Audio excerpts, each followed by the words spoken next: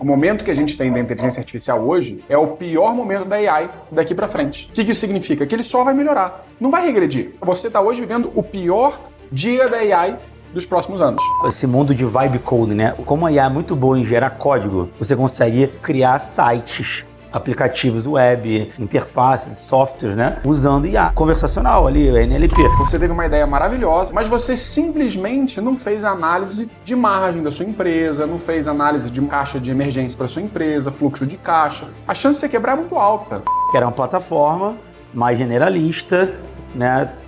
B2C. A gente sempre foi B2B. Me contou a ideia e falei, cara, vamos all in nisso. Para muita gente na Europa, a vida é trabalhar. Aqui no Brasil, muito bacana, que também é viver.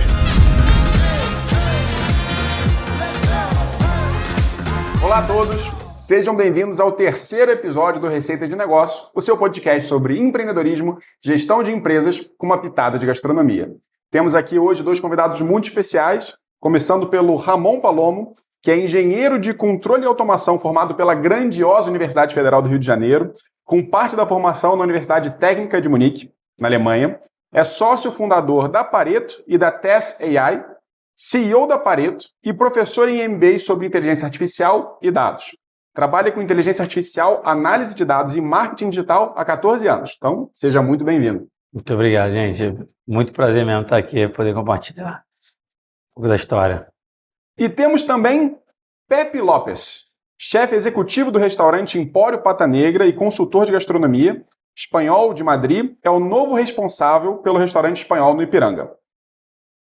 Tem experiência tanto na Espanha quanto no Brasil, havendo sido sócio proprietário de restaurantes e bares nos dois países, assim como chefe executivo da rede de hotéis Arena no Rio ou do restaurante Zar, também no Rio de Janeiro. Seja muito bem-vindo, Pepe. Muito obrigado, muitas graças. Obrigado. Muitas graças. E aqui a gente tem um trocadilho importante, porque o Pepe vai preparar pratos com o Ramon. E temos aqui o Ramon, que vai experimentar essas iguarias, então a gente vai ter uma espécie aqui de trocadilho acontecendo, tá? E eu sou o Felipe Spritzer, engenheiro de produção, também pela grandiosa Universidade Federal do Rio de Janeiro, apaixonado por empreendedorismo, trabalhei no mercado financeiro por mais de 10 anos, fundei e vendi a Portfel Consultoria, que é a maior empresa de consultoria de investimentos no Brasil, e agora host do Receita de Negócio, que é o seu podcast sobre empreendedorismo e gestão, no qual o intuito é compartilhar histórias, compartilhar técnicas, para que você possa seguir o seu sonho de empreendedorismo e para que você também possa gerir melhor a sua empresa. Então, se você gosta desse tipo de conteúdo, não esquece de se inscrever no canal, deixar seu like e deixar nos comentários pessoas que vocês gostariam de ver nos próximos episódios. E como vai ser a dinâmica, né? Então temos aqui o Ramon e o Pepe. O Ramon vai responder várias perguntas sobre a história dele, sobre a empresa, vai ter perguntas muito técnicas também. E o Pepe, além de responder perguntas sobre a história dele, também vai nos agraciar, né? Foi incumbido aqui com a missão de fazer alguns pratos para a gente degustar, enquanto a gente tem essa conversa bastante interessante. E para começar, Pepe, fala pra gente, qual vai ser o primeiro prato que a gente vai ter hoje? O primeiro prato vai ser uma tosta, uma tapa, né? Que eu sou espanhol, não tem como fazer outra coisa, né? Então, com um pão sordo, eu vou tostar um pouquinho ele com azeite de oliva e passar um pouquinho de alho, tomate ralado, sal, azeite e jamón. Ramon. No Ramon. Em homenagem. Mas jamón. Em homenagem no Ramon. Colocar um jamonzinho por cima, que é a nossa tapa mais típica, né? Perfeito. Então, enquanto o Pepe vai preparar esse primeiro prato, eu queria começar algumas perguntas por Ramon, né? Ramon, conta um pouquinho da sua trajetória antes de fundar a Pareto, antes de fundar a TES. Como é que você chegou lá? O que você fez até esse momento? Bom, primeiro, obrigado de novo pelo convite. Realmente, eu estava na dúvida, né, se ia ser tipo comida de novela, mas realmente a gente vai comer, né, esses pratos aí. Então, muito bom, muito obrigado. E sobre a história, eu comecei a me envolver com empreendedorismo quando eu fiz intercâmbio na Alemanha, né? Então eu fui estudar lá antes de Ciências Sem Fronteiras, né? Era um dos programas entre a UFRJ e a Universidade Técnica de Munique. Eu trabalhava em empresa júnior lá na UFRJ, na Flux, e estava muito inclinado para essa linha de consultoria estratégica, até que quando eu fui para lá, eu comecei a envolver em questões de empreendedorismo. Então, eu comecei a conhecer programas na universidade que eles convidavam empreendedores de vários segmentos e a gente ouvia, né, como aluno ali, vendo eles contando o depoimento. E isso que a gente está fazendo aqui agora, né? Tinha lá na universidade, e aí eu vi que já estava inclinado para o empreendedorismo, né? Eu vi uma ideia de negócio lá, e falei, cara, tem que fazer isso no Brasil quando eu voltar. Inclusive, é uma coisa curiosa, era lá, a empresa chama My Muesli, que é cereal matinal. Você pode customizar, personalizar e Cereal matinal? cereal matinal. Você montava Um e sucrilhos recebia em do seu casa. jeito, é isso? Sucrilhos do seu jeito, exatamente. E eu falei, cara, tem que lançar isso no Brasil. Só que como granola. Aham. E chegamos a lançar, chamava E-Cereal. Aí mudou de nome, tudo, mas era ecereal.com.br. Você podia escolher se queria com ou sem uva passa, morango liofilizado, uma série de coisas. Esse foi o primeiro negócio mesmo, não deu certo. E aí por vários motivos, sociedade, e falta de dinheiro também para fazer o negócio acontecer, modelo de negócio, né? Quando eu vendi meu primeiro serviço ali de marketing, que envolvia, eu vi quantas granolas eu precisaria vender para ganhar aquele mesmo dinheiro, eu falei, olha, vou pro digital mesmo. E ali que eu conheci o meu sócio, o Rica, e a gente começou essa jornada juntos aí, que é quase um casamento já, né? Se conhece há tanto tempo quanto eu conheço, talvez, a minha esposa ali, muito próximo. Então foi quando a gente começou a se juntar, né? Ele tinha um negócio dele, a gente foi tentando ver ele tinha um negócio no mercado financeiro, eu com a cereal, a gente tentou tocar esses negócios, mas despriorizamos, e aí começou o que seria ali talvez o embrião do que é a Pareto hoje. A gente começou a fazer coisas para a área de marketing digital, fazer site, e-commerce, essas coisas, criamos uma plataforma até para isso, na época. Então era o Ramon que fazia site, né? Nessa época até a minha mãe ajudava a vender, então, assim, Ramon faz site, fala lá com ele. Hoje é o Ramon da IA, melhorou um pouco. Mas aí ali, quando a gente começou a fazer essa presença, né, digital para as empresas, para as pessoas, era natural a demanda por algo a mais. Beleza, meu site está no ar, meu e-commerce está no ar, agora eu preciso levar a gente para ele. E aí começou a entrar a parte de mídia paga. Sim. E quando a gente começou a operar a mídia paga, o Google Ads, na época, era bem rudimentar, assim, era lance em palavra-chave, era muito manual e muito dado. Aí, como engenheiro mecatrônico, eu falei, olha, essa parte de dados eu sei. E aí a gente já viu a oportunidade de automatizar processos, automatizar essa análise de dados na otimização das campanhas. Foi ali que surgiu as primeiras IAs da Pareto. Que aí realmente é a inteligência artificial, né? Ou seja, um algoritmo que faz a conta, toma a decisão e ajusta o que tem que ajustar para otimizar a campanha. E a gente começou esse algoritmo, na época era em VBA do Excel. Isso que eu ia falar, isso foi bem antes do GPT, né? Não, muito antes, exato. Que é esse conceito de IA tradicional, né? Sim. Porque com o boom do GPT, tudo virou IA, né? Sim. Então, a IA que sempre existiu há muito mais tempo que a IA generativa, já estava ali, é o que a gente vinha trabalhando. Com o boom do GPT, aí a gente... Eu acho que vale até a pena entrar nesse termo que você tocou, porque a gente conhece inteligência artificial há muito tempo, né? E se estuda inteligência artificial há décadas.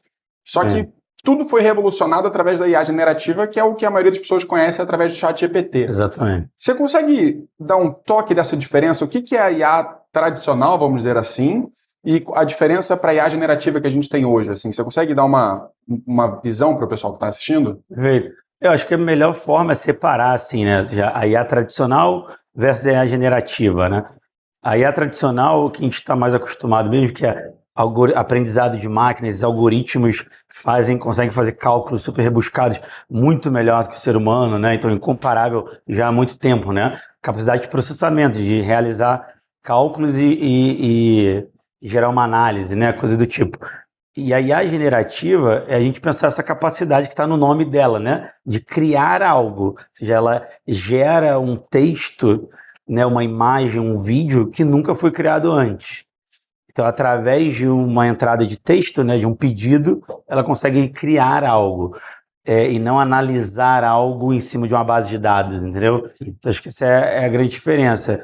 E claro, a IA generativa, ela conseguiu emular muita coisa do ser humano, ou seja, ouvir um áudio, né, ouvir entre aspas, né, a processar um áudio e transformar em texto, transcrever um áudio.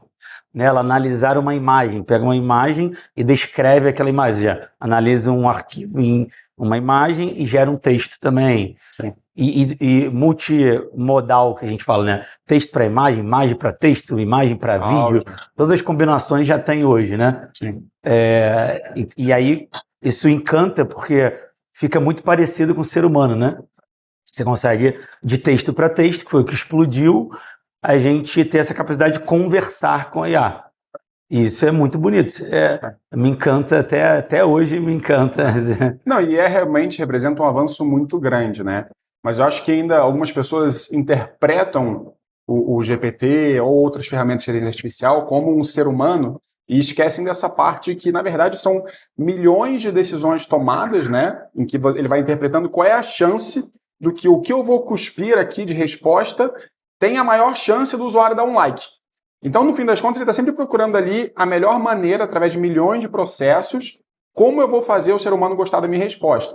Por isso que ele é muito bom, especialmente para a produção de textos, né? Mas quando você entra ainda, pelo menos em reflexões hiper profundas, cálculo, alguma coisa do tipo, ele ainda pena um pouquinho. Isso até você comentou um ponto chave mesmo. Entender como a IA generativa funciona, né? Acho que uma boa analogia, eu ouvi em alguma palestra de alguém da NVIDIA, do Google, aquelas expressões populares, né? Por exemplo, filho de peixe, peixinho você já pensa logo na resposta. Sim. Casa de ferreiro, espeto de pau, a expressão mais famosa, né? Então, qual é a probabilidade de completar aquela frase, né? Então, sei lá, filho de peixe, aí a IA tenta acertar qual é o complemento mais provável. Sim. Então, é probabilístico. Né? Por isso que para fazer conta, não tem como. Porque a forma que ela funciona não sabe? Então, ela pode... O que ela é boa? Ela gera um código e o código faz a conta. Nisso ela é boa. E não dá para fazer cálculo matemático por aí, né? E até muito interessante, porque numa das aulas que eu estava assistindo de AI, ele falava isso, você chegar, não necessariamente uma frase tão tradicional, mas, por exemplo, assim, o peixe tem que ficar embaixo da... Fala assim, complete a frase, o peixe tem que ficar embaixo da... Cada hora ele vai falar uma coisa, embaixo da estante, embaixo do aquário, embaixo... Por quê? Porque ele está sempre procurando, ele não necessariamente vai repetir, ele não é binário, ele não é determinístico, igual um cálculo tradicional, né? Que 2 mais 2 é 4. Ele é probabilístico, então ele analisa de milhões de cenários possíveis qual é a maior chance, de novo, do que eu vou cuspir, o usuário vai gostar. E até por isso ele se tornou muito bom em mentir. E ele não mente porque ele é mau, ele não tem uma essência, ele mente porque ele entendeu que se ele falar uma coisa... Ele não entende isso como uma mentira, mas se eu falar tal coisa e o ser humano gostar, ele vai me dar like. E como que ele procura? São likes, é uma otimização por likes, simplificando um pouco, né? A aceitação, vamos dizer assim, ele acaba tendo muitas vezes esse viés de falar algo que é errado, né? Mas que muitas vezes ele jura que é certo. E acho que você tocou num ponto, assim, saindo um pouco de AI, falando do início da sua jornada ali, que eu acho muito interessante, especialmente para quem está começando a empreender, para quem pensa em empreender, que é a sociedade. Uma das razões mais prováveis de quebra da sociedade, uma das razões mais prováveis de quebra de uma empresa é justamente uma disfunção da sociedade, foi o que você mencionou, né? E eu acho que isso é misturado com, muitas vezes, um tipo de produto que exige... Me corrija se eu estiver enganado, mas me parece que a granola lá no começo talvez exigisse um aporte inicial, certo? Para você construir tudo aquilo. Sim. Quais são os aprendizados que você tira dessa primeira empreitada ali que acabou não dando muito certo? Eu acho que o ponto é essa de sociedade, nós éramos estudantes, né? Então eu e meus outros 2 sócios. E eles trabalhavam em outras empresas e aquele negócio era o part-time. E eu entrei de cabeça no negócio, né? Então isso já foi o problemático, porque isso tem que estar muito bem alinhado, né? A expectativa dos 2 lados. Não tem fórmula, esse é o ponto também. É uma coisa que tem que ser acordada entre os sócios e eles têm que estar em paz com isso, né? Ou seja, um vai ser part-time, outro vai ser full-time, um vai ser sócio investidor, outro vai ser sócio administrador, né? Tem a diferença. Então, tem isso. Tem a questão que realmente é difícil achar um bom sócio, né? Então, eu dou graças a Deus que Rica, um beijo, que dei muita sorte mesmo ter um sócio como ele. Assim, alguém que eu confio muito, E precisa ter essa relação de confiança, né? Sim. Para poder dar certo, se você não confia no seu sócio, esquece. Nem tenta continuar, né? Então isso é difícil encontrar e você encontra, cara, compartilhando valores, compartilhando, né, o que você espera do negócio. Tá ali né, um tá pelo dinheiro, outro tá por algo muito maior, né, bro? Então, assim, pode ter inconsistências, assim, na direção que vocês querem seguir, para onde vocês querem seguir, né? Então, acho que tem que estar bem claro para quem está empreendendo. E uma coisa que envolve essa questão do modelo de negócio, né? É o que você falou, para esse negócio de granola personalizada dar certo, é um produto de ticket baixo, apesar de ser gourmetizado, como a gente estava fazendo na época, é um ticket baixo. Então, como é que você ganha dinheiro? Com volume, quase no nível indústria, né? Quase no nível fabricação de granola. Então, o DRE tem uma característica, né? Sim. Tem uma margem EBITDA, né? O custo operacional, investimento em marketing, propaganda, tem uma característica para aquele tipo de negócio. Quando é serviço, já é outro. Quando é plataforma de IA, já é outro. Por isso, até na Pareto, né, a Tese AI surgiu da Pareto e elas se separaram. São modelos de negócios muito diferentes. Eu acho isso muito importante porque, para quem está começando a empreender, as pessoas podem empreender em diferentes momentos da vida, né? Com mais experiência, com menos experiência, com mais recursos financeiros, com menos recursos financeiros. E quando eu fundei a Portfel, eu, não tinha muitos recursos financeiros. Eu tinha ali 1 ano de reserva de emergência, caso tudo desse errado, né? Só que, felizmente, como era uma empresa de serviços, Exatamente, não exigia um capital inicial muito grande. Então, uma coisa que às vezes eu falo para as pessoas refletirem é, se você não tem recursos financeiros, não tem tanta experiência, começar diretamente com uma empresa que exige um capital inicial significa que você, ou não vai conseguir porque não tem dinheiro, ou você vai ter que se alavancar. Você vai ter que pedir empréstimo para a família, ou você vai ter que ter entrada de investidores anjo, ou para o banco. E isso traz, do ponto de vista psicológico para quem está tocando a empresa, uma pressão financeira muito grande. Então, de novo, não existe certo ou errado no empreendedorismo, mas começar por algo que você começa se alavancando mas arriscado, é muito risco, traz muito desconforto. E às vezes esse desconforto mental acaba atrapalhando o andamento do negócio, né? E nisso, por exemplo, a Pareto, ela tem 12 anos já, né? A gente fundou em 2013, que saiu o CNPJ ali, a gente virou Pareto, tinha outros negócios ali, outros nomes antes, mas a gente é o que chama de bootstrap, né? A gente nunca teve aporte de nenhum investidor. Então, eu e o Rica somos os sócios fundadores e temos participação societária de colaboradores, programa de stock option, né? Então, eles funcionários que se tornaram sócios de participação na empresa. E aí, por que eu estou falando isso? Porque o modelo bootstrap, aí, como que a gente conseguiu financiar a tecnologia que a gente tem hoje? Com serviço, camada de serviços. Que aí dá dinheiro, margens mais altas, a gente conseguiu reinvestir em tecnologia, em P&D, e lançar o que a gente tem hoje de infraestrutura e tecnologia. Sim. E eu diria, acho que seria legal explicar um pouquinho até sobre stock options, porque, de certa forma, o programa de stock options de uma empresa é um financiamento, né? Você atrai talentos, dando um pedaço da sociedade, e às vezes uma pessoa que poderia ganhar muito mais topa ganhar um salário menor em troca desse sonho, né? Da realização das ações, do crescimento. Como é que funcionava esse programa de stock option lá dentro? O que é, né? Acho que vale a pena até explicar um pouquinho para quem está pensando em empreender, quem já tem uma empresa. Como é que é o programa de stock option?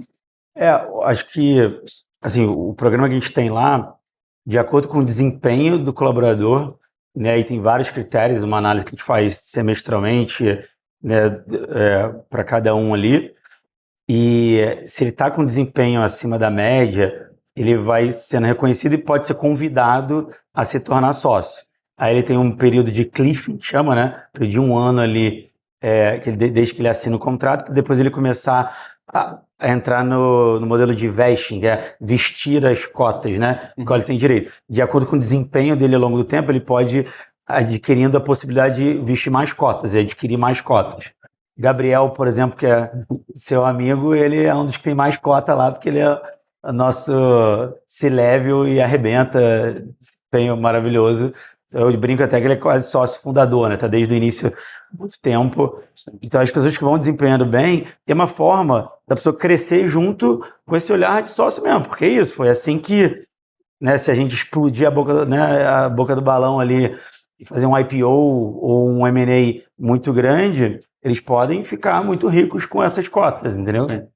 E então, no caso, só para deixar um pouquinho mais claro para o pessoal que está assistindo, a pessoa performa bem, vocês convidam ela para ser sócia, nesse caso ela faz aquisição de ações, ela compra essas ações ou vocês bonificam as ações? Então, esse é um bom ponto. Na maioria dos casos, ou você pega parte de um bônus e compra e usa para comprar, né? Ou você efetivamente vai lá e compra. A gente foi muito mãe para muitos ali que a gente precisava comprar efetivamente. A gente cedeu as cotas Cedeu as pelo ações, desempenho. pela performance. Só que aí, se ela saísse no primeiro ano, ela não ganhava nada. Não é isso. Ela demorava 3 anos, a cada ano que passava, ela ganhava um percentual das ações que vocês deram. Exatamente. Que é o período de vesting, certo? Período de vesting, exato. E acho que é uma coisa interessante, né? Porque muitas pessoas, às vezes, vêm conversar comigo, até dica de carreira, né? Porque quando você vai trabalhar numa empresa pequena, muitas vezes é vendido o sonho de que a empresa vai crescer muito e você vai crescer junto com a empresa. Em contrapartida, numa empresa grande, você geralmente tem um salário maior e mais estabilidade. Na empresa pequena, você tem um salário menor e mais promessas. Só que muitas vezes você não tem essa promessa da sociedade ou não tem a possibilidade de ter sociedade. Então, uma das coisas que eu digo para quem está entrando numa empresa pequena, uma startup, uma coisa, é pleitear pelo direito a essas ações. Porque assim, se a empresa crescer muito e todo aquele trabalho árduo que você fez, você vai poder crescer em conjunto com essa empresa. E se um dia ela fizer um IPO, um lançamento na bolsa, ou a venda, né, para um investidor estratégico, ou simplesmente se ela crescer muito e começar a distribuir muitos dividendos, você vai poder se beneficiar disso, porque lá no começo você entrou como acionista quando as ações valiam muito menos do que elas valem hoje. Tá? E a gente faz isso também, distribuição de lucro para os sócios, né? Exato. E aí acho que isso, a empresa, né, para quem vai empreender ou já empreende e quer implementar um programa desse, tem que entender que é importante reforçar e educar também o time nos eventos, né, quando reúne toda a empresa. É importante sempre revisitar esse tema, porque muita gente confunde. Fala, não, caso clássico, né? Pô, mas é uma participação muito pequena, aí não vai dar dinheiro nenhum. Depende, claro, e a participação, claro que ela vai ser muito menor do que os sócios fundadores, porque você não tem o risco que os sócios fundadores. A gente não teve o salário, né? Alguém ia me pagar enquanto o negócio dava certo, né? Então, nesse caso, o colaborador ele ganha o salário dele e ainda tem a cota. Então, de fato, reflete o risco que ele está correndo, que é muito baixo, né? Perto do risco, a expertise que foi desenvolvida, uma série de coisas, né?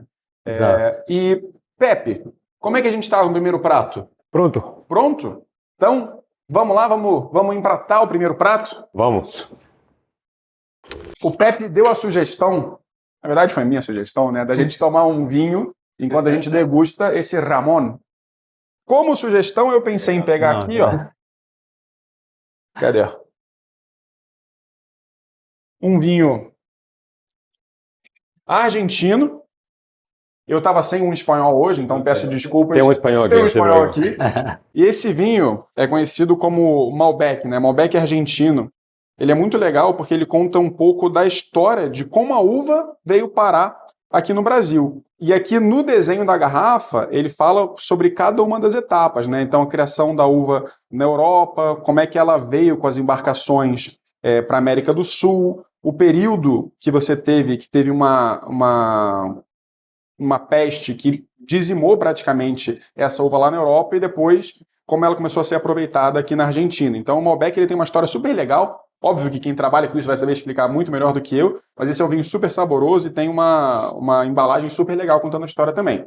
Então, enquanto o Pepe vai montando, né, os primeiros pratos, fica à vontade. Tá, eu vou abrindo aqui o nosso vinho. Eu fiz um pãozinho para nós três, para você, como a minha mãe, minha avó, nossos avós faziam, que é como se faz na Catalunha realmente, né? Que o pão sourdough, normalmente é um pão de cristal, que é tipo uma ciabatta, só que mais levinha, que parece que quando você come ela faz, sabe, aquele, parece um cristal quebrando. Eu trouxe o sourdough e a gente pega um alho in natura, como sempre se fez, é esfregar um pouquinho assim no pão, na base do... Não vai ficar difícil gravar depois, eu conversando com ele, não? O quê? Vai. Se ficar muito perto, sim. Só passar um pouquinho assim no pão. Eu sou espanhol, adoramos, Ramon deve saber, adoramos alho, então coloco sempre um pouquinho mais, tá? Então sempre essa base só, eu já ralei o tomate na mão, que é super simples para não ter nenhuma pele, tá? Tiramos um pouquinho a água, é uma tapa super tradicional, super espanhola, que a gente no Empório vende muito, sanduíche também, né?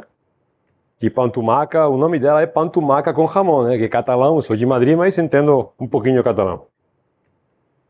E a gente Eu sou descendente espanhol, né? Palomo é sim. Não, vem Ramon já é, não, não tem como. E vamos colocando aqui, devagarinho, com o vinho tinto é perfeito. Um branco também, né? Hoje em dia... Espumante também, Espumante também, o Negroni. Com qualquer bebida, acho ótima. Tirar um pouquinho a água, né? Para não molhar muito o pão, para depois não desfazer na mão, né? Na mordida. A gente pode cortar também um pouquinho depois. Já temos o azeite de oliva virgem extra espanhol. Pronto, passamos um pouquinho assim no tomate. É super simples, mas olha, eu acho maravilhoso. Eu sempre coloco um pouquinho de flor de sal, por quê? Porque eu não gosto eu não gosto do tomate só com azeite, né? Que a flor de sal é o quê? Não é mais que um sal que eleva o sabor, não salga, entendeu? E depois temos o nosso amigo jamón, aqui, um jamón espanhol, um jamón espanhol de 15 meses de cura. Ele já vem 15 meses de 15 cura? meses de cura, existem até de 48 meses de cura, que são os, vamos falar assim, como eu falei antes, do Cristiano Ronaldo do jamón, as Ferrari do jamón, né? Então, para quem for de Messi, desculpa, mas... Então, a gente vai colocando aqui só a gordurinha para cima, né?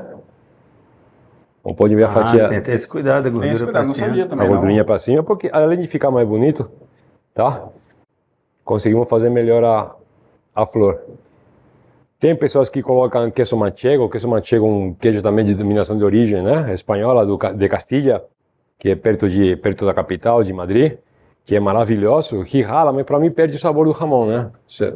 Ele briga muito com queso, briga muito com o jamón e perde todo o sabor da cura dele, né? E muito mais se for um jamón aqueles que eu falei para vocês, né? De um jamón ibérico, ou pata negra. Aí é melhor comer sozinho, não comer assim, degustar ele. E o que é esse processo de cura? Isso de cura vai depender muito do animal, né? E da marca, tudo, mas normalmente é salgado, secado por meses. A qualidade de cada jamón, de cada presunto que vocês falam aqui, vai depender da raça, né? A diferença entre um jamón serrano, um jamón ibérico é o porco, é o animal. São aqueles porcos que a gente vê na TV, rosinhas, são porcos que não são tão bem cuidados, comem uma comida um pouquinho menos saudável, vamos falar assim. Então é como se fosse um cavalo pura sangue, que vai misturando, vão criando, procriando para ser um cavalo de corrida perfeito. A mesma coisa com esse animal.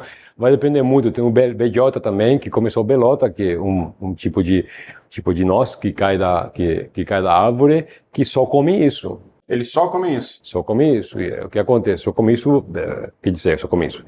São 3 meses de produção que tem essa árvore, e ele só come isso por 3 meses. Quer dizer, você quando corta ele, que na Espanha falamos cortar, você vê o jamón e vê ele que é a cor da belota, porque só se alimenta disso. Como se a gente só comesse leite ou carne. A gente tem um cheiro específico, a gente tem uma forma específica, a mesma coisa. Então, as variedades são muito grandes na Espanha. E com quantos anos um porco é abatido nesse processo? Depende, como eu te falei, pode ser 2 anos, 1 ano, depende muito. Às vezes ele fica mais tempo no processo de cura do que ele tem de idade. Sim.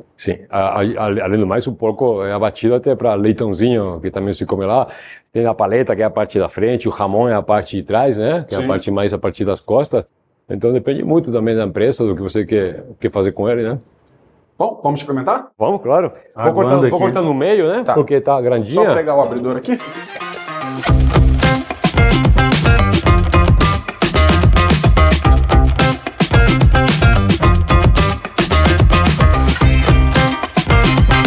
É bacana também experimentar sozinho, tá bom?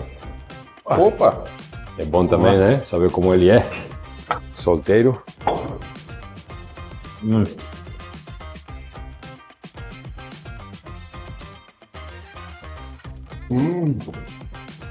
É um orgulho ter um nome parecido. Saúde. Saúde.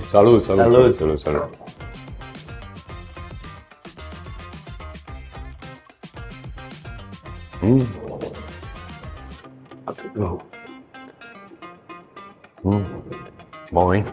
Hora da verdade, hein? Charles, vamos ver.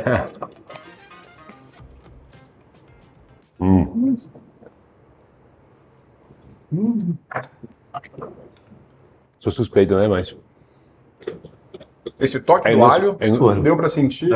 eu colocaria o triplo. Mas eu, Adoro óleo. eu fiquei com essa dúvida, com aquela raspada se ia dar pra sentir mesmo. Deu pra sentir muito. você, Que é cru ainda, né? se você fizer só, como se fosse passar um pincel nele, só duas pinceladas, uma de mão de alho, é mais leve, duas de mão de alho, mais forte. A terceira você já não vai conseguir conversar com ninguém. Entendeu?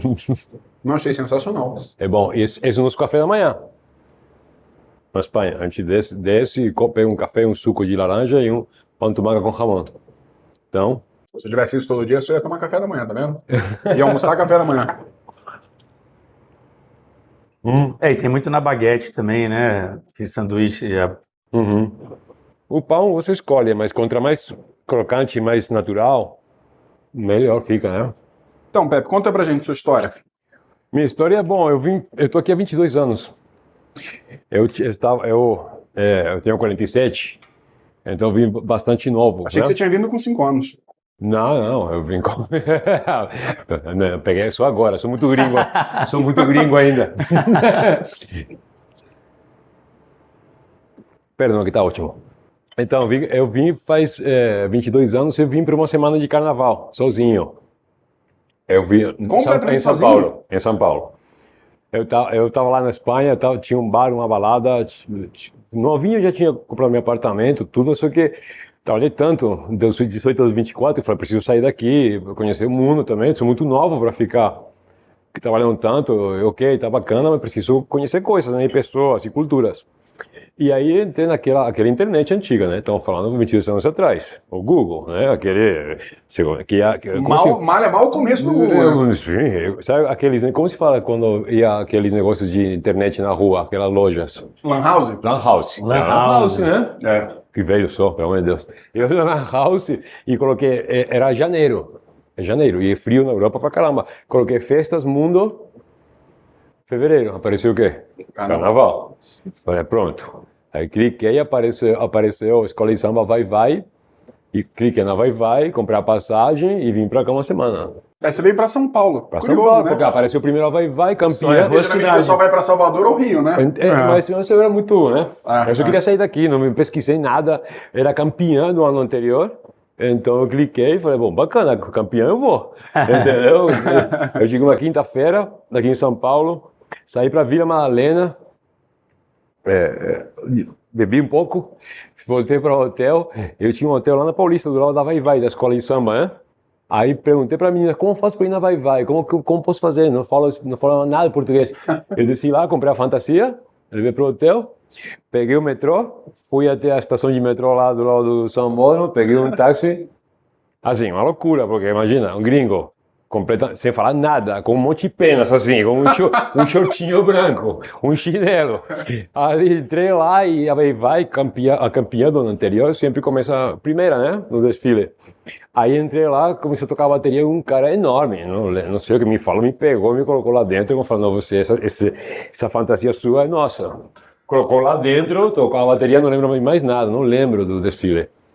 Foi muito impactante para mim, imagina um estrangeiro, 24 horas do Brasil, sem falar português, de repente tinha uma bateria atrás, um monte de gente, e quando acabou o desfile, conheci umas senhoritas que me convidaram para ir para São Luís de Paraitinga, que é uma cidade de carnaval interior.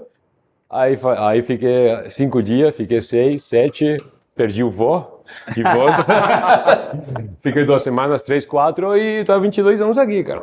Caramba. Eu me apaixonei pelo país, muito, pela E cultura. não voltou. Voltei para visitar só. Não. Meu pai queria me matar, porque antigamente, faz 22 anos, a informação era muito E pouca não no consegue nem se Brasil. comunicar, né? E e-mail, né? Você consegue, vocês brasileiros são muito abertos, trazem, você fica bem com vocês, entendeu? Aí era meu país, eu queria estar aqui, entendeu? Aí fiquei aqui, até hoje. E até hoje tá aí. Até hoje estou aqui. Que legal. E aí você saiu da gastronomia lá para a gastronomia aqui. Eu comecei com meu pai, né? E com meu tio, perdão. Meu pai era mais... Eu aprendi com ele o que são as tapas e tudo mais. E eu vim pra cá e vendi tudo, né? Que eu te falei. Vendi o bar, o apartamento. O bar era seu. É meu. Eu vendi e vendi. Peguei todo o Você dinheiro. vendeu antes de vir ou depois? Não, eu vim e depois fiquei, voltei para vender, peguei o dinheiro e fiquei 2 anos sambando. Vamos falar assim, entendeu? Aí sambou no Rio também ou ficou só em São Paulo? Em todo quanto lugar. Agora mora no Rio, né? Agora moro no Rio aqui. Tem informações que não posso falar, mas conheci o Brasil bacana e comecei a trabalhar, tive que trabalhar, né? Abri uma escola de idiomas na Paulista. É mesmo? Nada a ver comigo. E depois que eu falei isso para mim, comecei a fazer eventos, tudo mais, eu tive um food truck, comecei a trabalhar em bares, não sei o quê, até ir subindo até aqui hoje. Poxa, história interessante, hein? Bacana. Muito legal, Diferente. Hoje me vejo e falo, caramba, como consegui, né? Eu vim sozinho para cá, né? Tenho um filho brasileiro, Rafael, chamo ele de Chori, por causa do chouriço, né? Chouriço espanhol. E bacana, estou muito feliz aqui, amo esse país. Amo a Espanha, amo o Brasil. Que legal. Bom, muito bom. Tá mais brasileiro, se vê mais como brasileiro ou espanhol? Né? Eu vou para a Espanha e quero vir para cá. Estou aqui e quero ir para lá. Então sou hispano-brasileiro. Porque eu acredito muito que onde você nasce, não tem como. Gera um vínculo, né? Não tem como. Mas também você tem que estar onde você é feliz. E eu sou feliz aqui. Eu gosto mais da energia do brasileiro e um pouco mais a cultura espanhola no caso de trabalho, não trabalho de que trabalha mais ou menos, mas forma de pensar, um pouquinho mais, não é tão relaxado aqui, mas relaxado que acho bom pra caramba também. Sim. Tá? Mas então me divido bem. Acho que eu achei o caminho, entendeu? Legal. Achei o caminho. Bom, vou te deixar à vontade para preparar o segundo prato. Tá. E agora a gente vai voltar ali para a mesa para voltar para o assunto chato, né? De tecnologia agora. Estamos de volta aqui na mesa. Ramon, eu percebi que você se formou basicamente, pelo que você estava contando um pouquinho mais cedo, teve a sua primeira experiência empreendedora com a empresa de granolas, né? E super várias pessoas tentarem, né? Você acabou não dando certo essa empresa, não desistiu do sonho empreendedor, acabou indo e fundando a Pareto. Você não foi pelo caminho tradicional que muitas pessoas vão, que é passar um tempo numa empresa, aprendendo, você quis ir direto para o caminho empreendedor. Por que você tomou essa decisão? Por que você quis ir direto, ao invés de ganhar um pouquinho de experiência, ganhar um pouquinho de conhecimento, às vezes até juntar um pouco de recurso financeiro antes de ir para esse caminho? Acho que um primeiro ponto foi, eu estou falando de engenharia de controle e automação, né, mecatrônica, como alguns conhecem, essa parte de robótica e tudo. Quando eu fui para a Alemanha, eu decidi pela Alemanha por conta disso também. É uma das referências na minha engenharia, né? Porque tem as montadoras, BMW, Audi, né? E tudo mais, Mercedes. E em Munique, inclusive, é onde fica a BMW, né? E é muito junto da universidade. Enfim, a referência em tecnologia mecatrônica, a Alemanha é uma grande referência. E eu queria aprender um outro idioma também, decidi ir para lá. E você aprendeu alemão? Aprendi. Cheguei igual o Pepe falou, eu cheguei lá pouco antes da Oktoberfest. Então, né, que azar, eu aprendi todas as músicas da Oktoberfest, né, fiz intensivão em alemão e ia lá na universidade, era metade alemão, metade inglês. Então isso ajudou muito. Eles iam transicionando ao longo das disciplinas. Que legal. Então, sei lá, eu fiquei 1 ano. Na segunda metade já era tudo alemão, mas na primeira ainda misturava com inglês. Isso ajudou demais, que é uma universidade muito internacional, né? Sim. Mas lá eu pude estagiar, para eu poder continuar até por questão financeira, para manter, né, minha família ficar me bancando ali no intercâmbio. Eu não tinha bolsa nem nada do tipo, e eu comecei a estagiar. Eu fui estagiar no Centro Global de Pesquisa da GE, que ficava dentro da universidade ali de Munique. E ali, inclusive um brasileiro que me contratou, que me aceitou ali no estágio, eu conheci numa festa de aniversário, foi ali que eu consegui o estágio, e ali era exatamente na minha engenharia.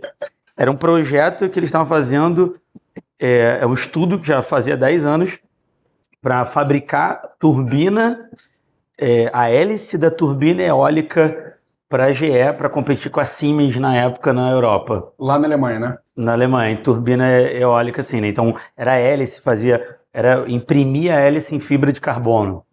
Então era todo um projeto, eu fazia parte de programação ali, de como a impressora ali ia passar, né, para montar ele.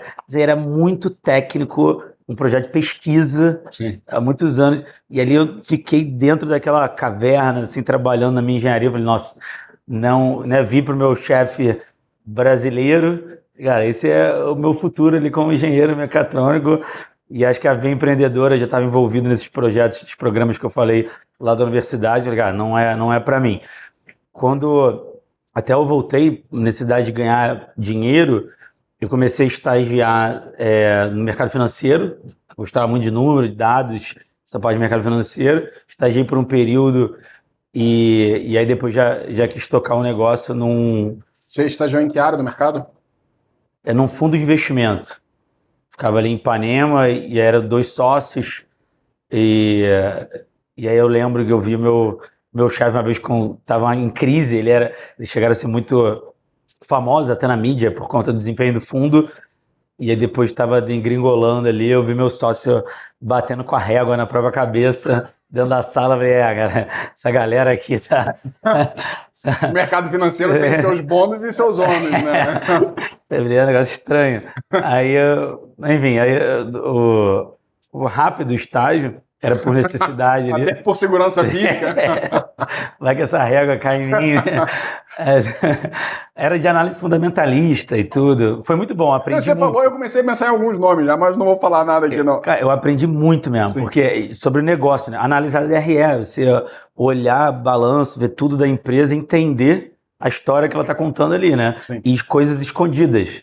Isso que era fantástico também. Você saber, opa, peraí, porque se for conversar com RI, tudo louro, tudo maravilha. Isso foi um aprendizado legal. Mas aí a ideia, eu não me via trabalhando como engenheiro e já estava com vontade de empreender. E minha família, né, parte de mãe, meu avô abriu uma empresa que tem quase 60 anos, de fabricação de termoplástico, então uma fábrica ali em Nova Friburgo, região serrana do Rio. Então os filhos todos hoje, né, viraram sócios da empresa e tocam a empresa. Então um lado empreendedor, o lado de pai, a mesma coisa. Meu pai tem uma fábrica há mais de 30 anos, quase 40 anos, também empreendedor. Então acho que teve um pouco dessa influência de nascer, né, com uma família empreendedora, coisas do tipo. Eu menciono muito isso, né? Quase todo podcast a gente identifica que o empreendedor quase sempre, não é sempre, né? Você que está assistindo em casa fala, tá, meus pais não são empreendedores, eu não posso ser, mas muitas vezes o empreendedorismo vem dos pais ou dos avós, de alguma forma, né? Então, mais uma vez mostrando o quanto a educação familiar, o quanto você viu de exemplo dos seus pais ou dos seus avós, te influencia a tomar determinadas decisões, mesmo que você não se dê conta disso, tá? Então isso é bastante comum. Eu falo, meus pais são professores de finanças até hoje, né? Meu pai tem 74 anos, dá aula de finanças até hoje. Então eu acabei indo para finanças no que eu percebo da influência que veio dele, né? Então isso acaba fazendo bastante diferença. E outra coisa que você falou bem interessante do estágio, assim como a sociedade, muitas empresas falham por não conseguirem fazer adequadamente a gestão financeira da própria empresa. Então, às vezes, a ideia é muito boa, você teve uma ideia maravilhosa, que se você tem vários clientes, você tem um potencial de marketing muito grande, mas você simplesmente não fez a análise de margem da sua empresa, não fez análise de um caixa de emergência para a sua empresa, fluxo de caixa. Então, todas essas questões, a análise de viabilidade do projeto que a gente chama, eu diria que é o passo 1. Ele vem até antes da sociedade, né? Se você está pensando em abrir uma empresa e não fez a análise da viabilidade desse projeto que é a sua empresa, a chance de você quebrar é muito alta. Porque a primeira coisa é o financeiro. Se sua empresa não dá lucro ou não tem projeção de dar lucro em algum momento, não faz sentido abrir empresa. Não importa o quão genial a sua ideia seja. Ela tem que dar dinheiro. Porque se ela não dá dinheiro, ela quebra, né? Então isso é muito importante.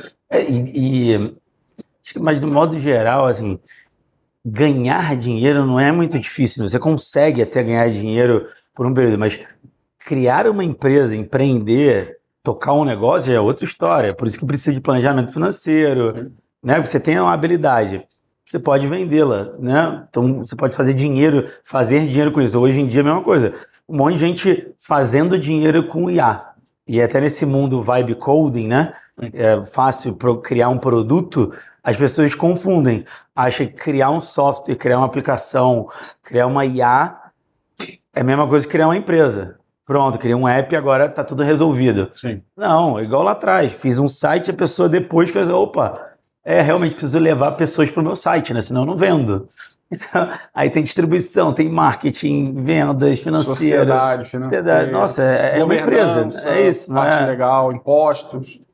O empreendedorismo, ele é difícil ensinar sobre empreendedorismo porque ele é multimodal, né? Assim, são muitas frentes. E você falou bastante sobre a Pareto, né? Mas você também é sócio fundador da TES, correto? Sim. Fala um pouquinho como é que é a TES, como é que surgiu a ideia da TES. Olha, bom, a Pareto a gente fundou em 2013, né? Como eu falei, a gente trabalha com IA, começamos para a área de marketing digital e vendas, e hoje a gente já implementa projetos de IA para tudo que é área, né? Financeira, RH, logística, enfim, marketing, vendas. A gente entende a dor das empresas e implementa aquele projeto usando IA tradicional, IA generativa, um híbrido, o que for para resolver, automatizar aquele processo. Então, antes do boom do ChatGPT, que foi em novembro de 22, por ali, né, que viralizou mesmo, a gente era referência em IA, né? E a gente, Pareto. Pareto, a gente tinha tecnologia proprietária, né? A gente conseguia a gente tinha infra e asset, né, tecnologia que o mercado não tinha. O nosso diferencial era ter as IAs e a capacidade de customizá-las para os clientes. Do dia para a noite, todo mundo tinha acesso a IA. Né? Então, como é que ficava a liderança em IA da Pareto?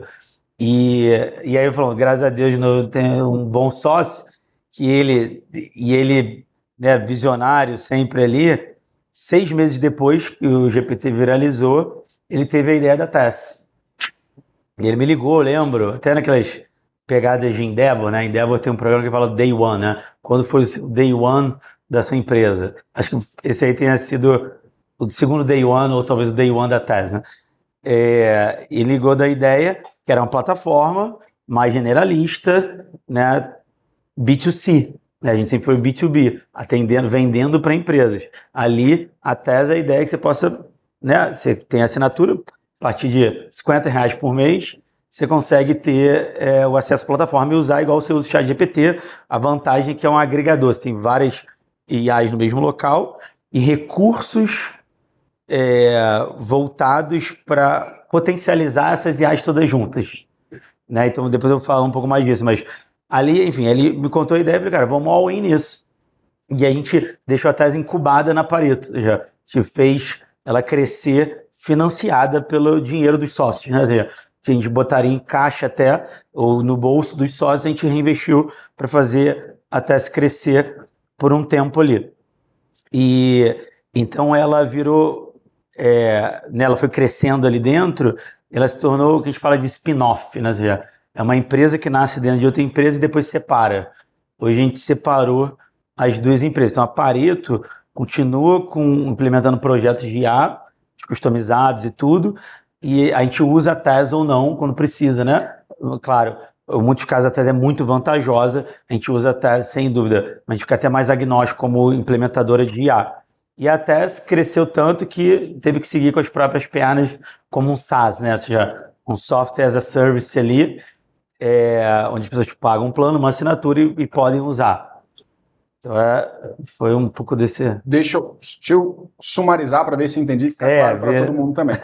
Então a Pareto surgiu como uma empresa de inteligência artificial voltada para marketing, né? Otimização ali das palavras-chave em pesquisa do Google, como melhorar.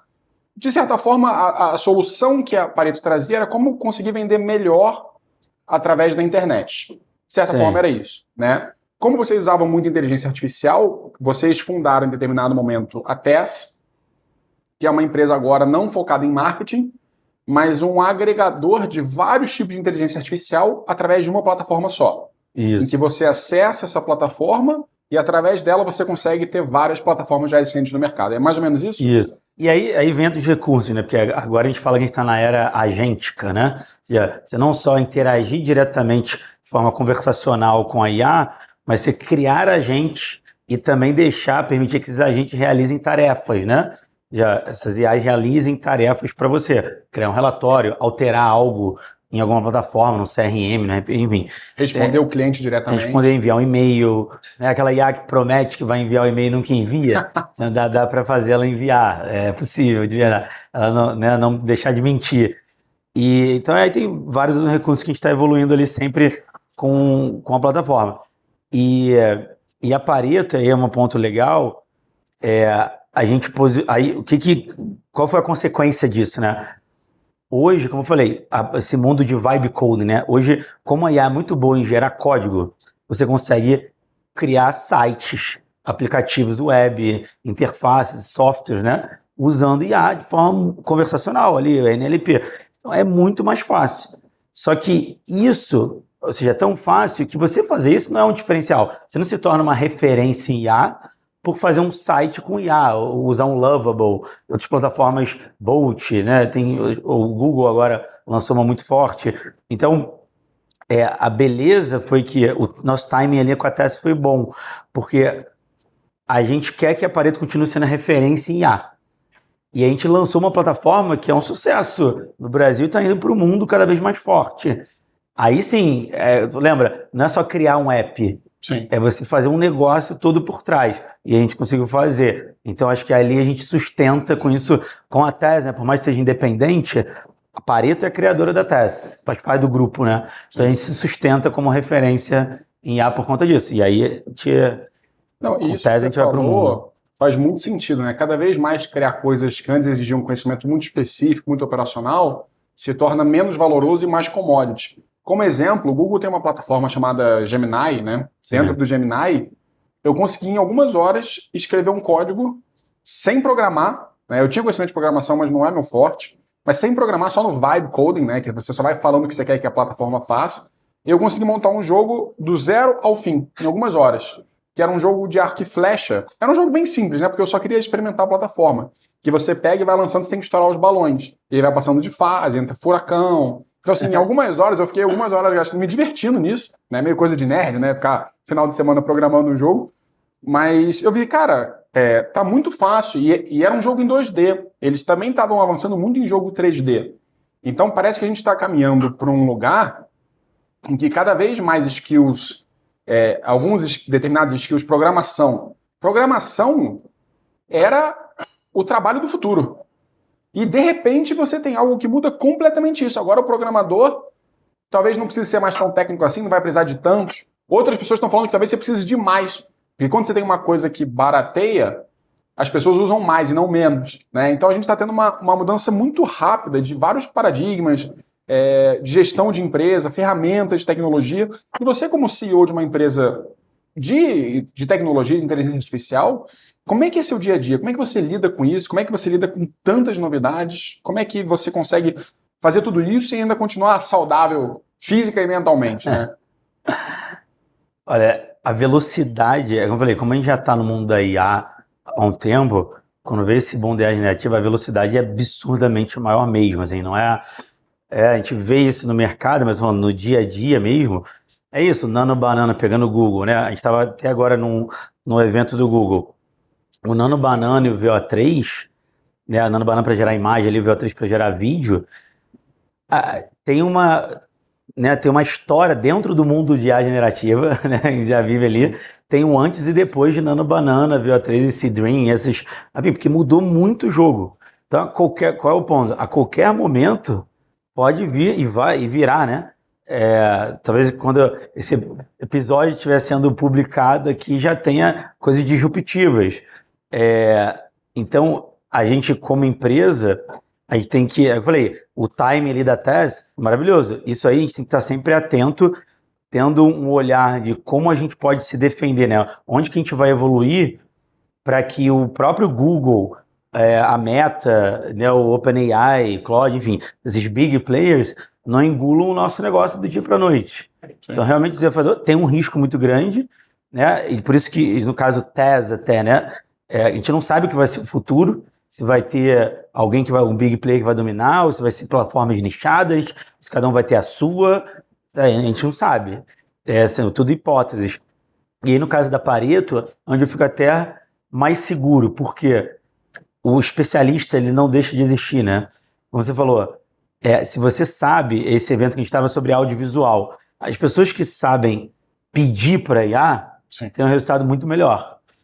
Então, ali você ser o especialista e ajudar as empresas a implementar isso da melhor maneira, seja essa camada de serviço, implementação de projeto de IA customizado, nossa, isso aí não vai deixar de existir durante um bom tempo, isso não tem a menor dúvida, porque sempre falta especialidade e até o tempo da pessoa. Eu gastei muitas horas para saber fazer as automações que eu faço hoje. Perfeito. Né? E eu aprendi junto com todo mundo. Sim. O GPT, né, veio novo para mim igual novo para todo mundo. Ele mudou Só que eu gastei horas. completamente a maneira como a inteligência artificial funcionava, né? Então eu falo, tem gente que estuda IA há 30 anos, mas depois que a IA generativa mudou a maneira como ela pensa, é quase como se todo mundo tivesse começado do zero nessa IA especificamente. A gente passa por isso. Tem muito programador, desenvolvedor, olha só, que não sabe nada de IA.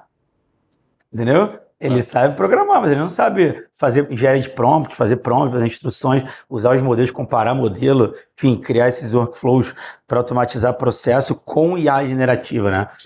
E é por isso que esse momento de virada de chave é muito importante para quem está querendo empreender. São poucas vezes que a gente tem uma disrupção tecnológica. E agora a gente está tendo uma. Por isso que quem sai na frente e se especializa nisso pode se dar muito bem. Óbvio, tomando cuidado com todas as outras questões que envolvem empreendedorismo. Gestão, financeiro, governança, por aí vai. Mas agora que a gente matou esses assuntos, Pepe, Oi. Como é que a gente está no segundo prato? Tá pronto. Como vocês quiserem. Então vamos lá. Bom, vamos lá. O que a gente está fazendo aqui é uma versão de um púpula gallega, um povo galega, que a gente faz também no Pão de Pata Negra, mas eu fiz confeitei um pouquinho a batata e fiz uma crocância na capa de cima, só que o povo galega espanhol é só cozido, eu dei uma torradinha também nele, com paprika. Você grelhou na frigideira. Isso. Pode ser feito também no carvão, na lenha, na churrasqueira, que fica maravilhoso, felizmente. Aí, ó. Tá vendo? Aí, ó. Com azeite, flor de sal e um pouquinho de óleo de leite e alho, com uma base que vai acompanhar como se fosse tipo um pouquinho mais de manteiga, um pouquinho mais de umidade e um pouquinho de que uma planta que é aromática, que tipo dá como se fosse uma hortelã, quando dá uma refrescância no prato, tá? Então, posso montar? Claro.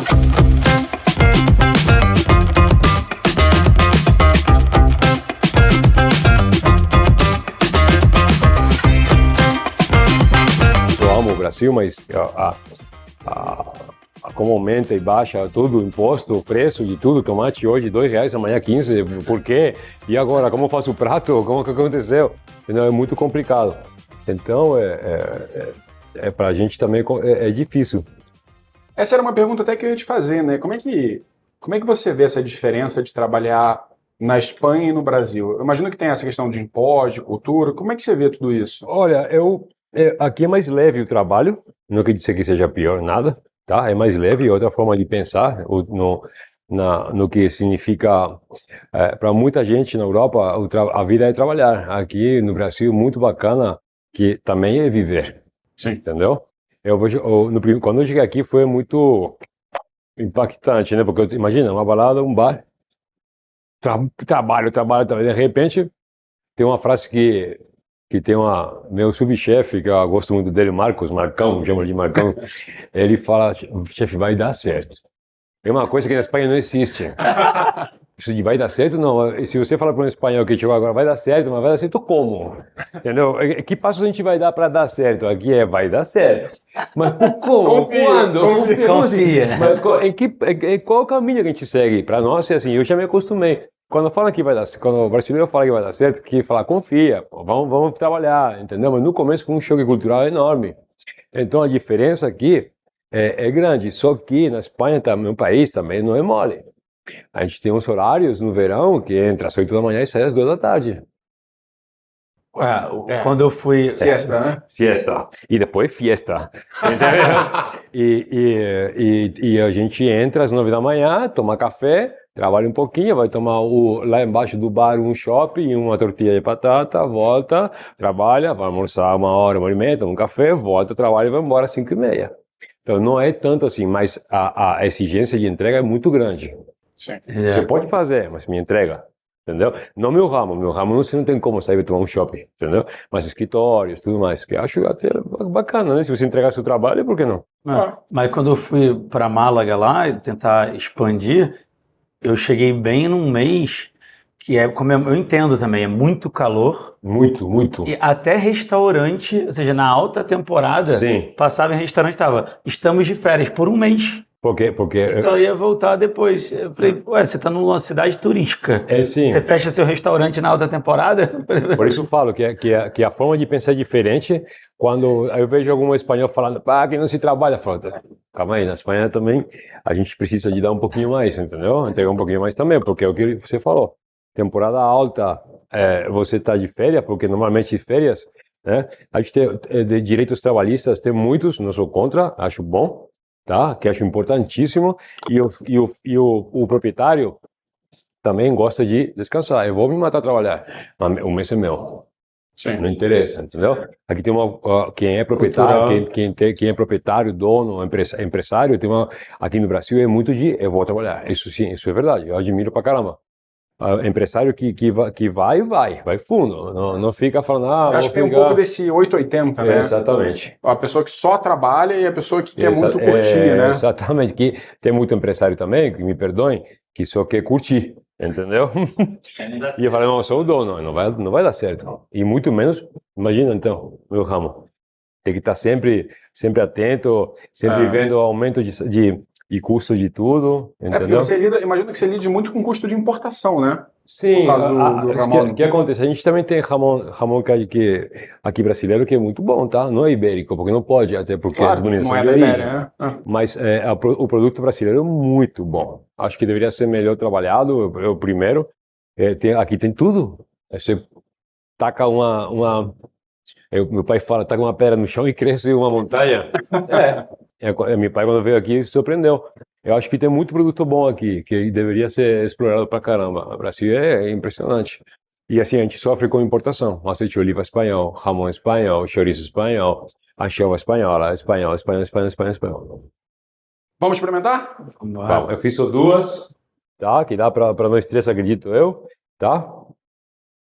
Colocar só um pouquinho de Explica um pouquinho da diferença da flor de sal para um sal de parrídia normal, um sal moído. O flor de sal salga, mas ele levanta, é como o sal Maldon.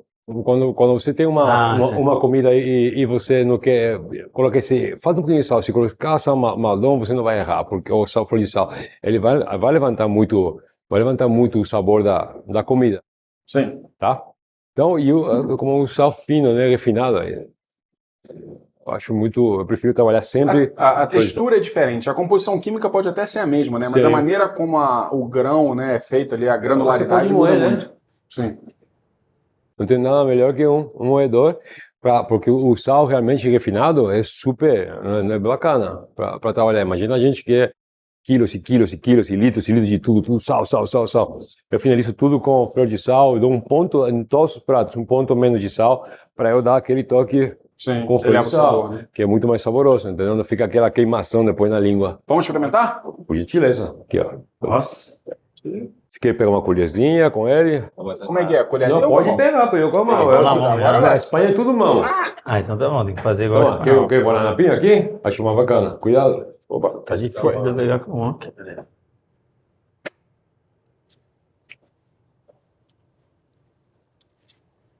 Sensacional.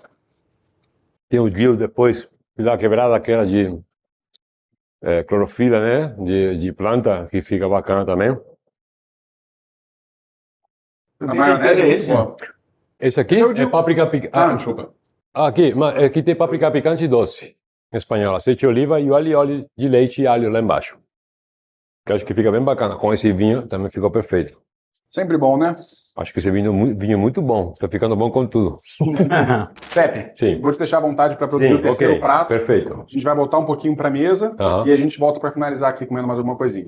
Combinado. Combinado? Vamos lá. Ramon, agora que a gente está de volta aqui para a mesa, fala para a gente, assim, qual é a maior dificuldade que você enxerga nas empresas para escalar essas soluções de automatização?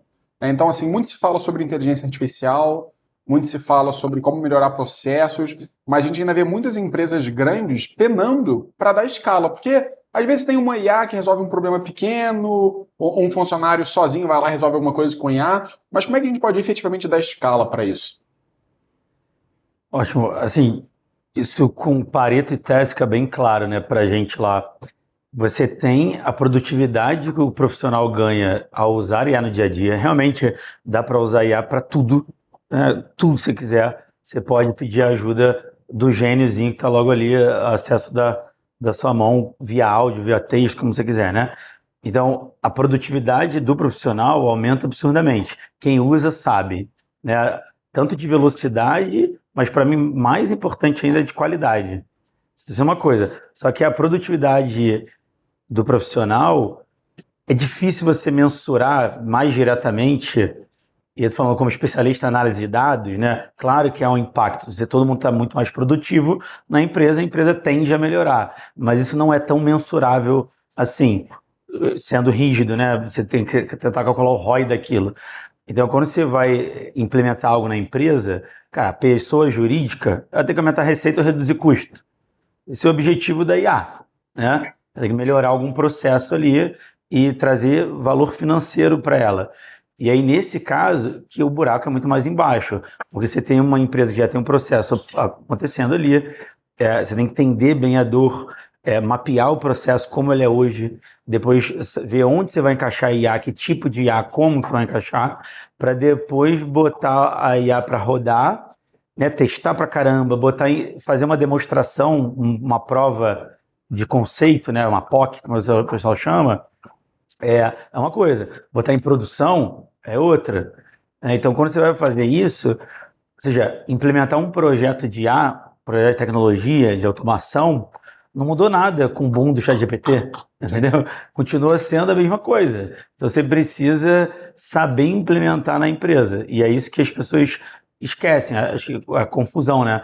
Fica tão fácil fazer algumas coisas que ela acha que, assim como eu falei que, né, criar um produto é igual a empreender e não você fazer alguma coisa legal com IA e achar que vai gerar valor para a empresa, mexer o ponteiro da empresa, também não é. Mudar um processo inteiro, deixar ele seguro, né? E aí você tem aspectos culturais, tem outras coisas, são seres humanos ali dentro da empresa, né? Você tem que saber gerenciar pessoas, para que todo mundo colabore para que aquilo seja um sucesso, né? Então tem muitas, saiu reportagens recentes e tem muitas do tipo, né? Empresas grandes, Big Four do mundo de consultoria, auditoria, tiveram devolver dinheiro porque implementaram errado IA. 80%, outras pesquisas imaginam que 80% dos projetos fracassam. Por quê? Não é porque a IA é ruim, só melhorou. Mas a forma de implementar não mudou, entendeu? E eu tenho medo que muitas pessoas, conforme você falou, né? A IA é um geninho ali do seu lado. Mas se é um gênio que você não sabe orientar para o que você quer fazer, de nada adianta.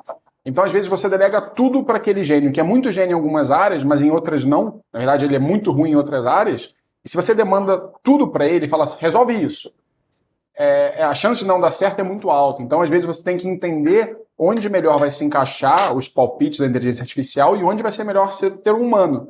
E com a fusão dessas coisas, você consegue melhorar os processos.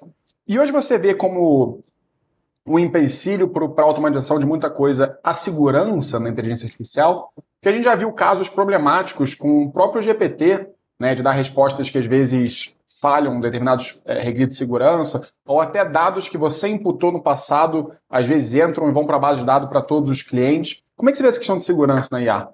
Para as empresas, né?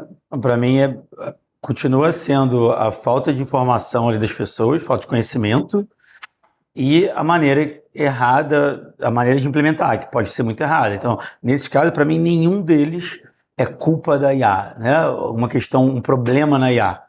É um problema da pessoa que implementou aquela IA, que não soube usar. Que dá para você sabe, né? Tem lá, alguém lê os termos e condições? Tem que ler, entendeu? Se for usar na empresa, tem que ler. Quantos leem? Então, esse é o ponto. Então, assim, ali está explicando como que vai para treinamento, como que não vai. Você consegue usar. E aí, é claro, a gente facilita, né? Na TES, como né? E e aí no caso da Pareto como implementadora de projeto de IA, a gente sabe usar as IAs para que nada vá para treinamento, porque é um requisito das empresas, na maioria, né? Então a gente saber usar não vai ter problema. E é isso, casos que a empresa tem que devolver dinheiro, como eu comentei, é pedir para a IA fazer uma multiplicação, um modelo probabilístico, tentar adivinhar quanto que vai dar uma conta de multiplicar. Óbvio que não vai dar certo, né? Má implementação, ou seja, erro do ser humano, não da IA.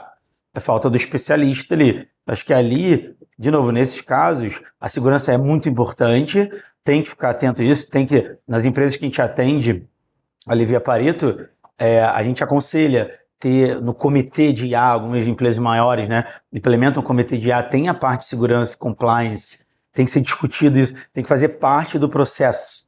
Quando for implementar, vamos criar as políticas, boas práticas, como os do's and don'ts, né, como usar e como não usar as IAs dentro daquela empresa para aquele caso específico.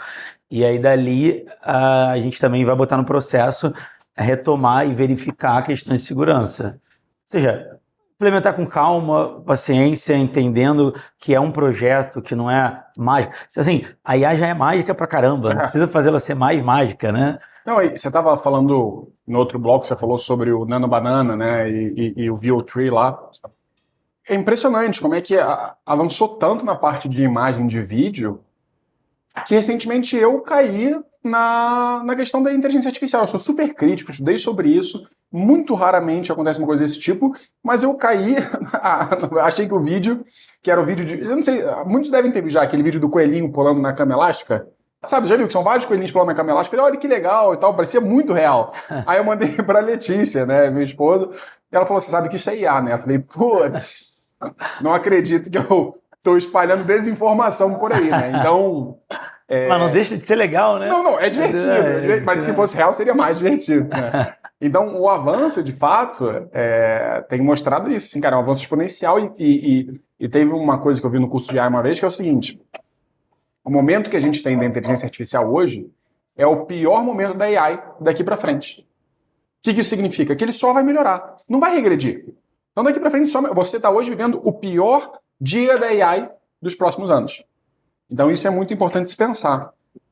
Parênteses nisso, aproveitando, a gente, como eu falei, como a gente está há muito tempo nessa ali, a gente, desde o início, desenvolveu uma parceria muito boa com o Google, né? Então, a gente é um Premier Partner lá, então a gente tem acesso a recursos antecipados, a gente trabalha, a gente sabe para onde eles estão olhando, tem, né, que ajuda a gente a se posicionar também estrategicamente.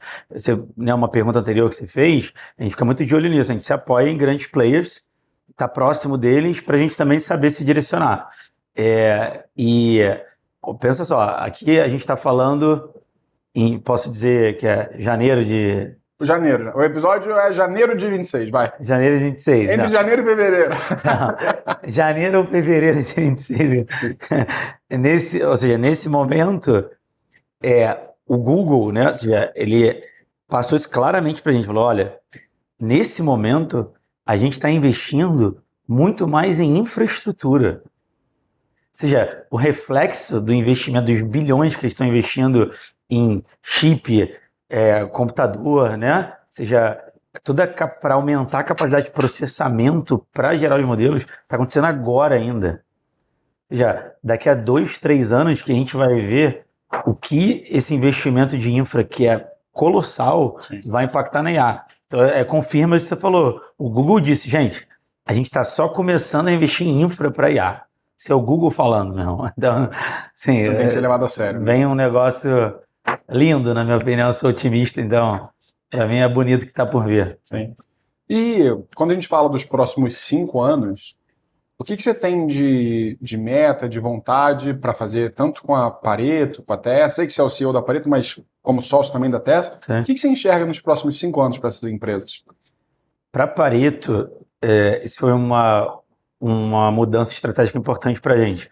Há 2 anos, a gente lançou um modelo de licenciamento da marca.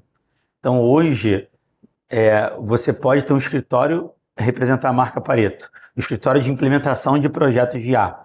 Então, você recebe acesso à plataforma Pareto, você tem formação, workshop, a gente traz casos de sucesso de outros escritórios, de clientes, muita documentação, vídeo tutorial, enfim, tem um conteúdo, formação muito rico, e tem a parte de assets também muito boa. Ou seja, a gente dá uma estrutura, né, ou seja, a gente já workflow e tudo mais, uma estrutura muito boa para quem quer começar a ganhar dinheiro vendendo projetos de IA.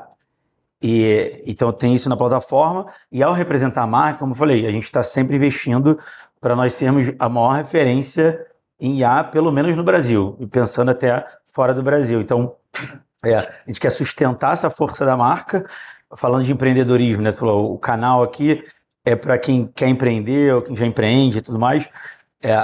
Eu gostaria, eu confesso, se eu fosse empreender, eu gostaria de poder começar já com uma marca forte, com uma estrutura infra, tecnologia, know-how, né, caso de sucesso, para já começar lá na frente. Sim. E ganhar dinheiro e aprender, e aí evoluir minha empresa na maneira que eu quiser. Você toca a sua empresa e representa, igual licenciamento de marca, sei lá, igual a reserva vende camiseta da Star Wars, licenciamento da Disney, né? Sim. É nessa linha. Então, isso acho que a gente quer expandir muito isso, aumentar muito o volume de escritórios representando a marca Pareto.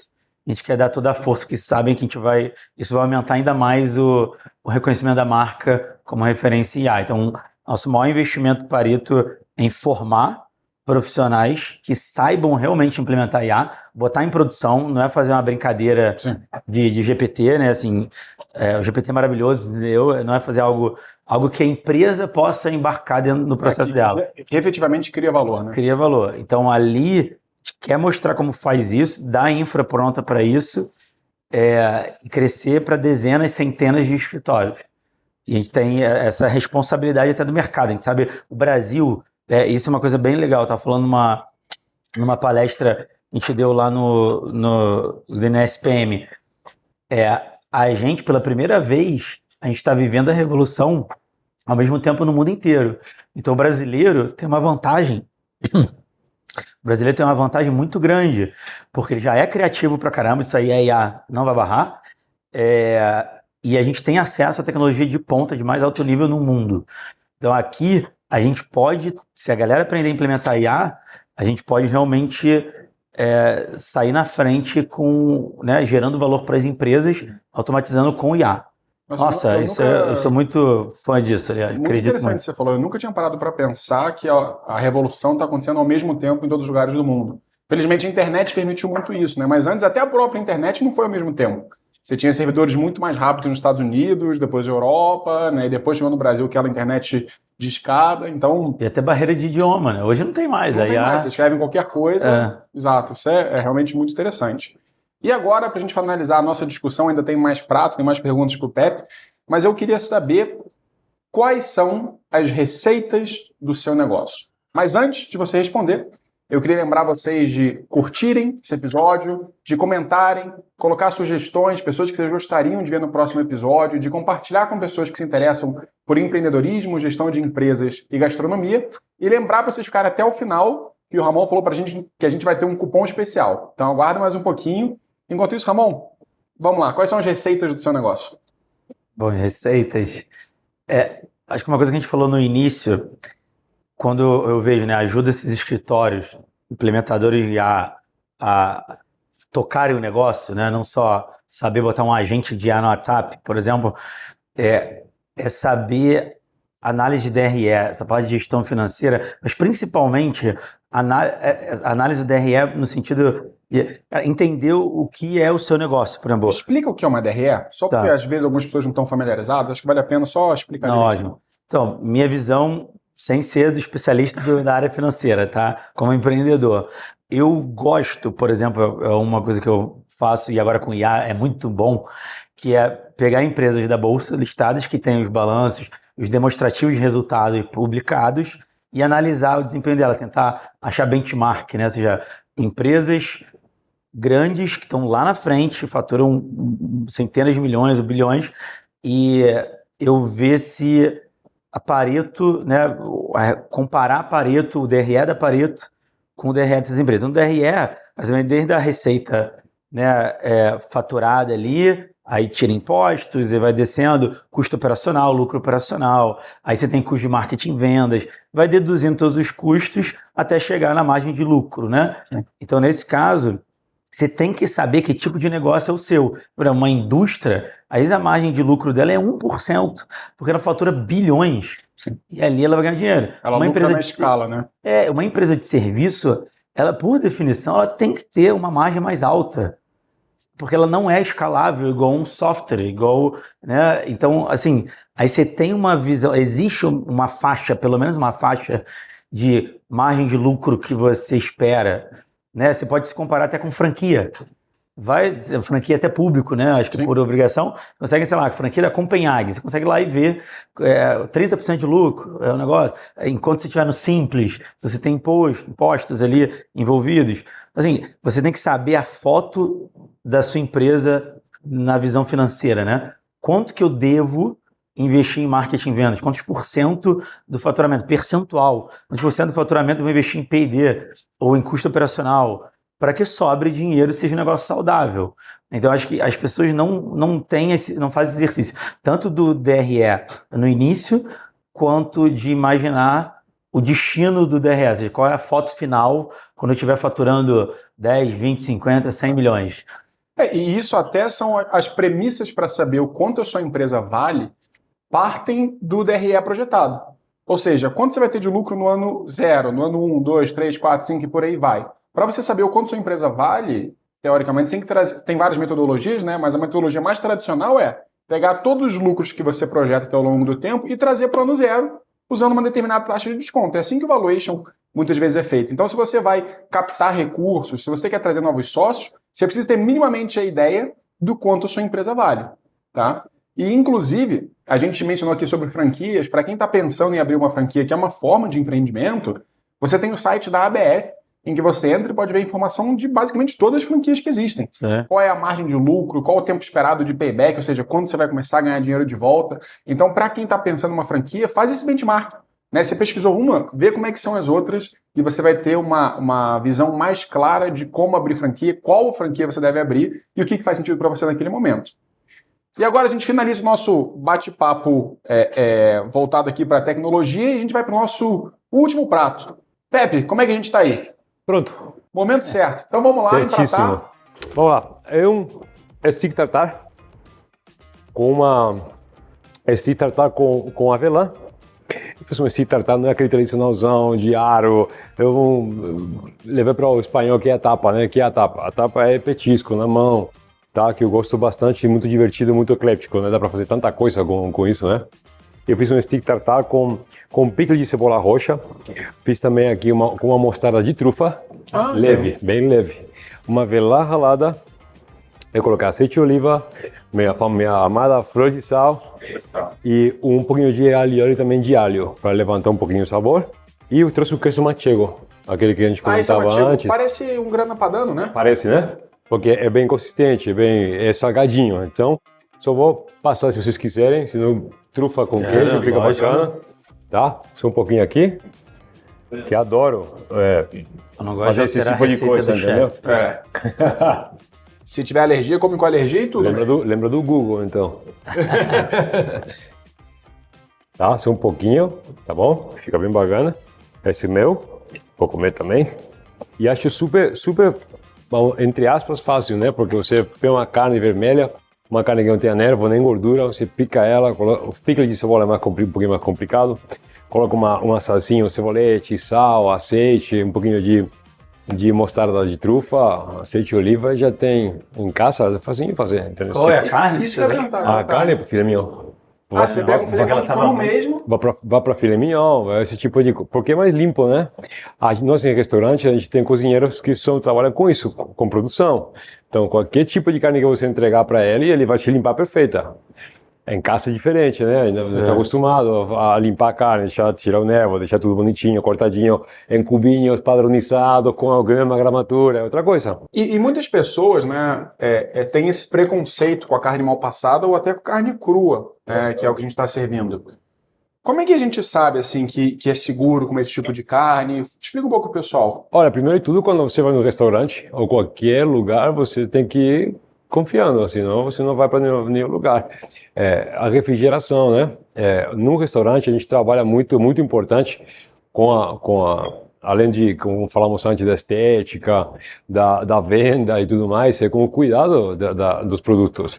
Porque imagina, você vir no meu restaurante e você fica doente por causa de um peixe cru, um peixe que eu fiz um crudo para você, e o meu cozinheiro, meu subchefe, quem estiver na boqueta, o passe, experimenta, e nem experimenta e passa para frente. Então, por exemplo, nós no Empório, a gente tem nutricionista para isso.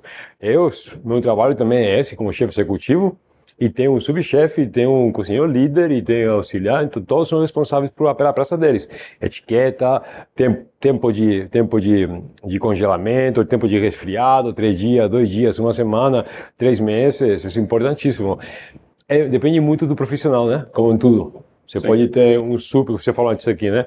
Você pode ter um super de um IA e o cara quer informação demais, ele não vai conseguir te entregar tudo que é perfeitamente a mesma coisa. Né? Mas a carne crua, se for de um boi que não estava doente, bem armazenada, é super segura de comer. Mas o que acontece?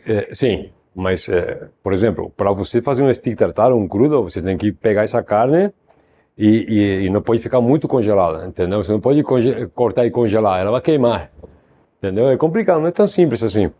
A ideia sempre é ter carne, comprar a carne mais fresca possível quando você fizer um crudo de peixe, um crudo de camarão, um crudo de crustáceo, mais ainda, né, que isso aí é perigosíssimo, de carne. Repito, é sempre o cuidado do profissional do fornecedor que te entrega. Claro. A escolha do fornecedor é fundamental, né? Fundamental. Nossa, eu vejo tanta comparação com o mundo da IA. Dá para dar um curso de IA falando de receita, IA pra né? cozinha. Não, é fornecedor, lógico, é o processo, não sei o quê. É isso, é testar, experimentar, ter redundância. No final das contas é isso, processos. Bom, vamos experimentar? Vamos, só aqui, ó. Funciona. Aqui, Oi. Bonito, hein?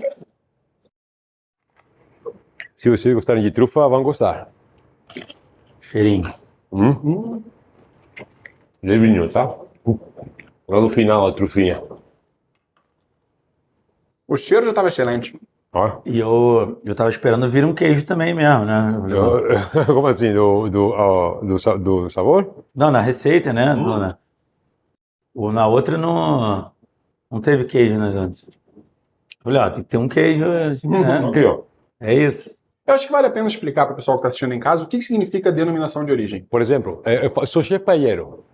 A gente faz bastante paella lá no Empório Pata Negra também. E a gente faz muito evento de cortado de jamão e paella. Sou chefe paelleiro. A gente trabalha com arroz bomba. O que é o arroz bomba? Arroz bomba é um arroz que é pérola, que também tem aqui no Brasil, só que é outra denominação, que se chama bomba porque ele, na hora de colocar o caldo, ele absorve o caldo e multiplica por 3, 4.